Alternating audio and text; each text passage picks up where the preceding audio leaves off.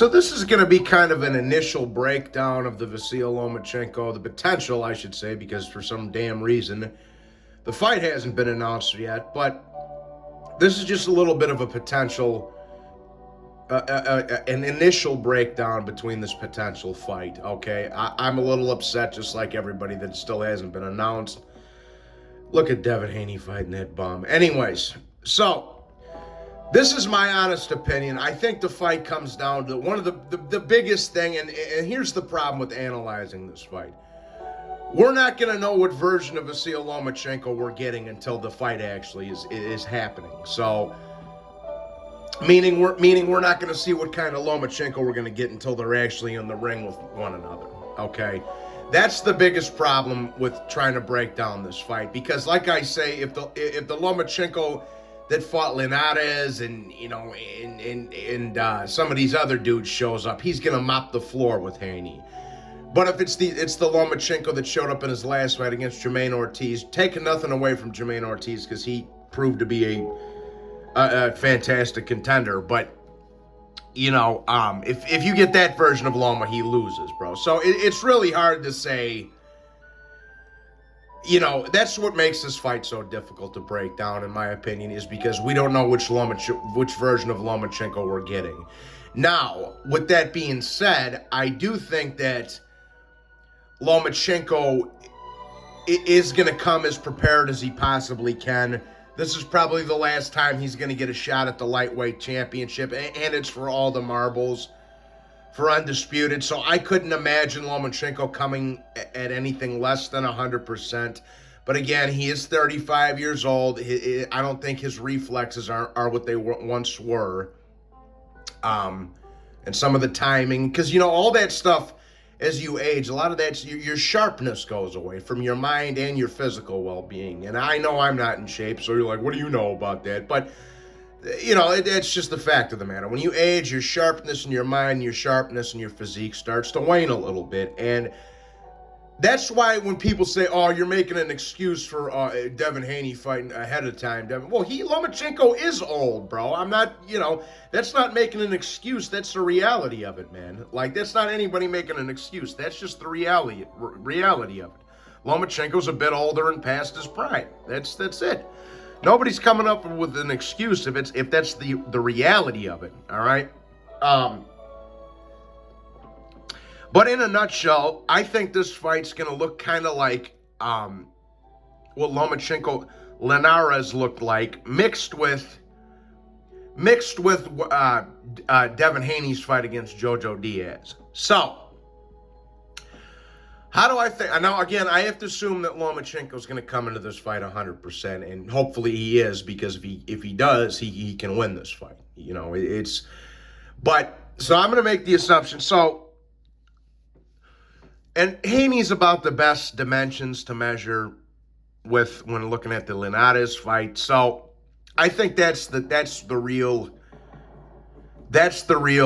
breaking point right there, because that's the. And another big thing I think that people are forgetting about is we have to see if Devin Haney comes in on weight. Because Devin Haney might just go in there and say, fuck them belts, I'm moving up after this fight anyway. He might. So Lomachenko might get a gigantic version of Devin Haney.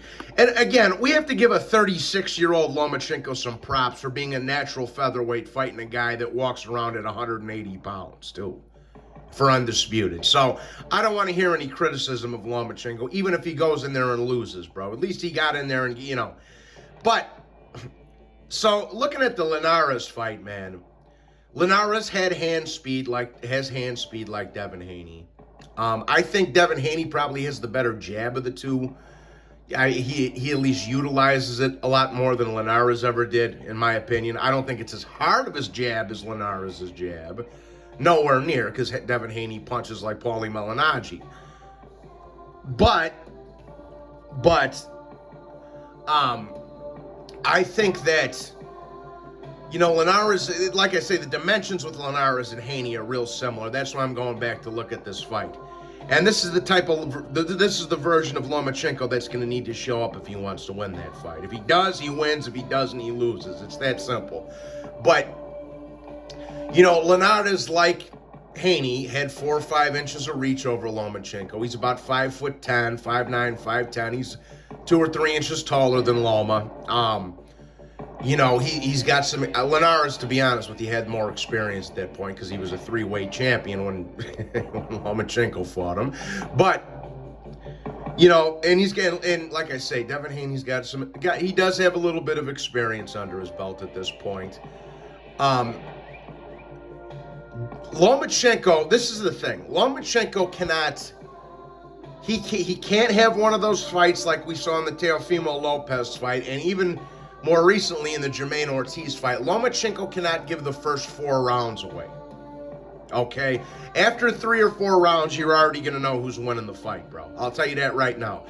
Lomachenko's got to come in there and make a statement early on and hurt the kid and let you know, like, yeah, I'm old, I'm small, but I'm still here, homie. You know what I'm saying? So he's got to come in. He can't give the first handful of rounds away. If he gives the first round or 2 away, while he's getting a read on Devin Haney, he might be able to get away with that. But he can't start giving 4 or 5 rounds away early while he's trying to read him. He can't do that. That's a big, big thing in this fight.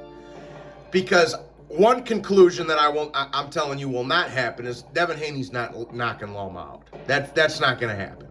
So either one of them wins on points or Lomachenko stops Haney. All right? And like I said, if you get a good version of Lomachenko, I think that's very possible that he stops him. Lomachenko has to get around the jab of Devin Haney, obviously. That's going to be the first key. Lomachenko's going to be best at mid-range in this fight, personally. Don't be close enough for Devin Haney to clinch, and don't be out of range where he can just poke you with the jab all night long.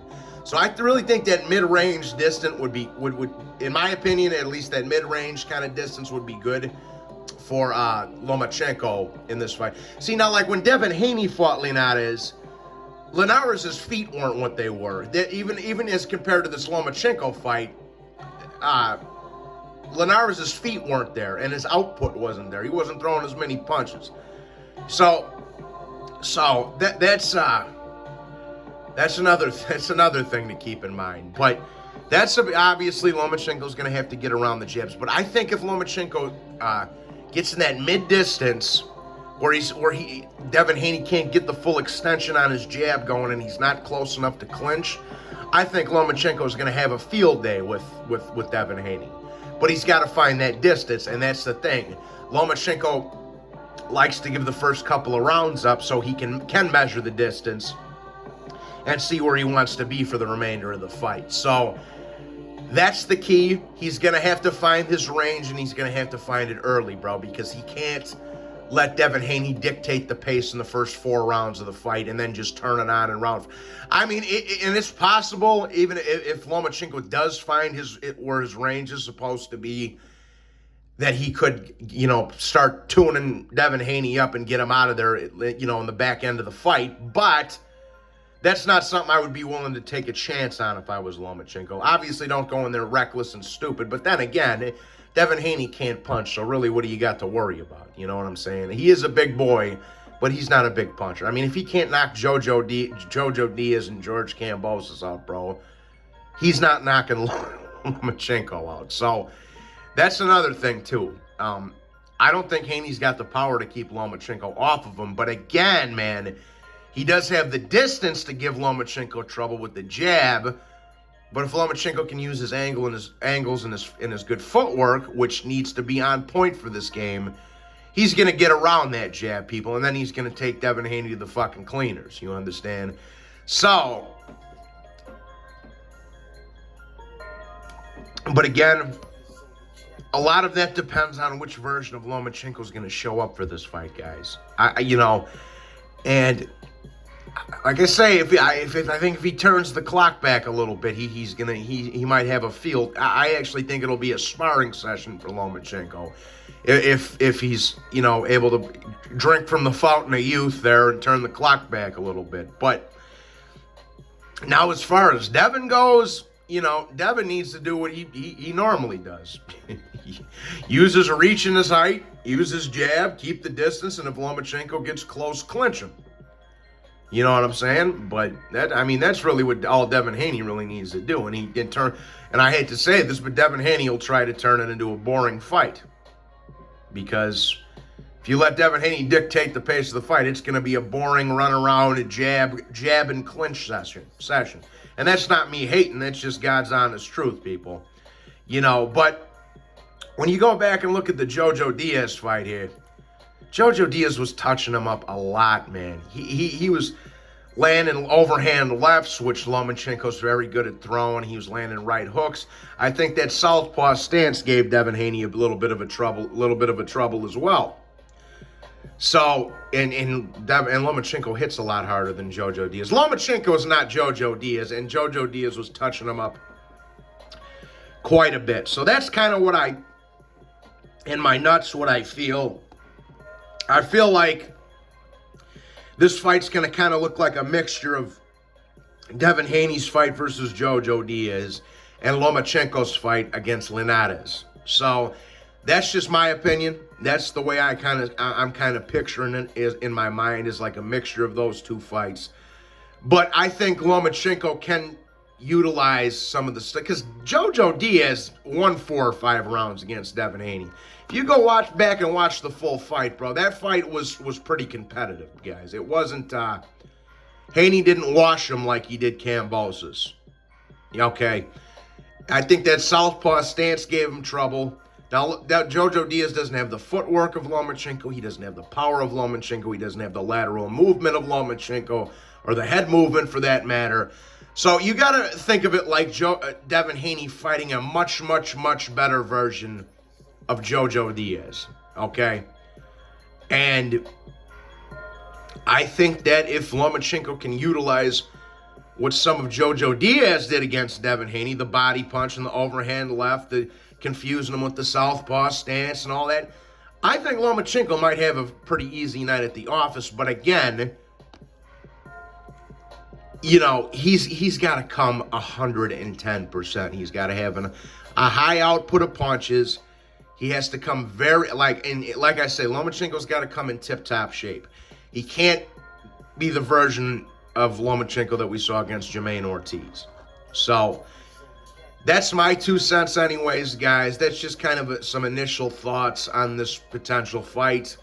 Hopefully we get a damn announcement shortly here. I don't know what the hell's the, you know, I mean, and again, not to, you know, not to be, you know, fanboying for Lomachenko, but according to Mike Coppinger, and I'm not saying Mike Coppinger's always right, but according to Mike Coppinger, Loma's end of the deal is already signed. So we're just waiting for fucking Haney to find his goddamn nuts over here. So, I mean, you know, so that's just but we'll see what happens, man. But it all lies in Devin Haney's lap. So, and like I say, another big thing that I think people are forgetting about is if Devin Haney comes up on weight night of the fight. Because Haney might just say, to hell with those belts, I'm moving up after this fight. So, who knows, man? Let's just get the damn deal signed, and then we'll go on from there. But that's just kind of some of my initial thoughts into this potential undisputed super fight. So, hope you guys enjoyed the video. Please be sure to hit the like button and subscribe if you're new to the channel. Well, hit the like button anyway, but subscribe if you're new to the channel. God bless you, and I hope everybody has a good afternoon. Take care. Salute.